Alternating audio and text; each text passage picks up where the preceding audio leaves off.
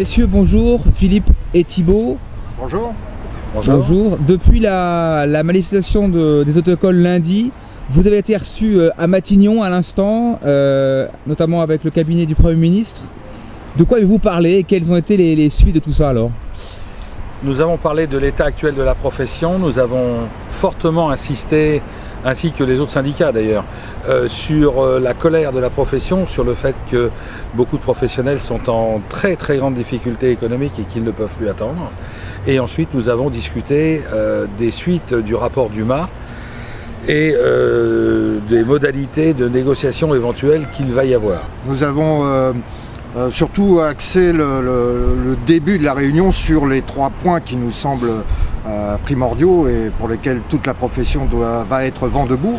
La désintermédiation c'est un mot barbare, comme la méthode d'ailleurs employée, qui va donner la place aux candidats en direct, qui est une boîte de Pandore qui amènera que du malheur pour la profession, pour le candidat et pour l'administration, puisque personne ne pourra suivre le mouvement et ça va être une catastrophe annoncée.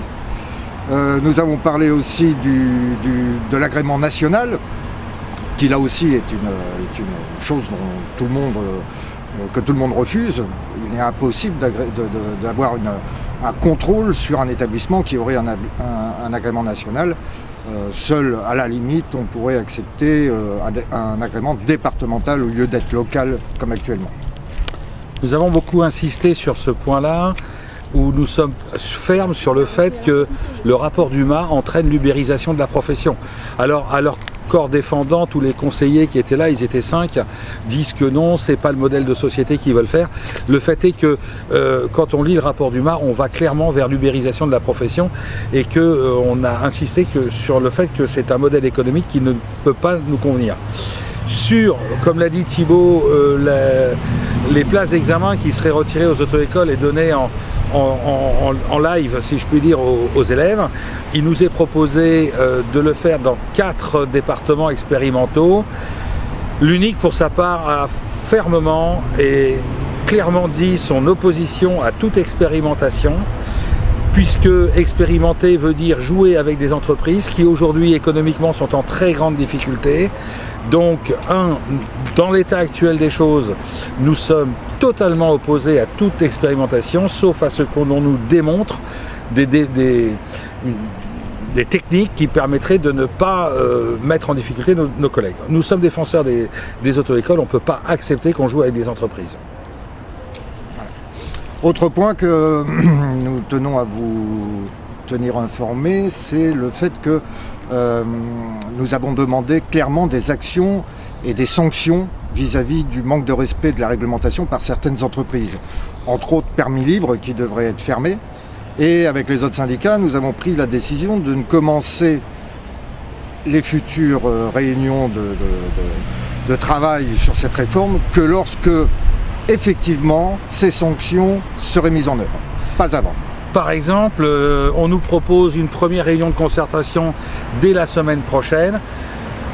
Tous les syndicats unanimement ont décidé, bon, sans le dire pour l'instant aux représentants des ministres, mais nous avons décidé que si d'ici là Permis Libre à Lyon n'est pas fermé, nous refuserons toute négociation de quelque nature qu'elle soit. Et nous ne rendrons à aucune invitation.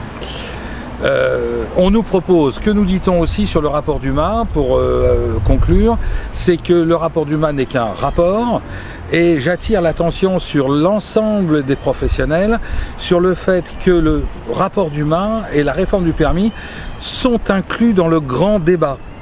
Il est donc essentiel, impératif, que les professionnels, les salariés, les patrons, les secrétaires, tout le monde s'engage dans le grand débat et aille s'exprimer. Faute de quoi, la profession risque d'être inaudible. Il ne se passera rien avant début avril, oui. Nous a-t-on dit, pas avant la fin du grand débat. Donc il faut absolument saisir cette occasion de s'exprimer sur le grand débat. Donc en attendant, nous allons envisager les suites à donner à la manifestation et à cette réunion. Nous ne pouvons pas en rester là. Je pense que nous devons garder un minimum de pression sur le gouvernement par des actions à définir. Voilà. À bientôt. Merci à tous.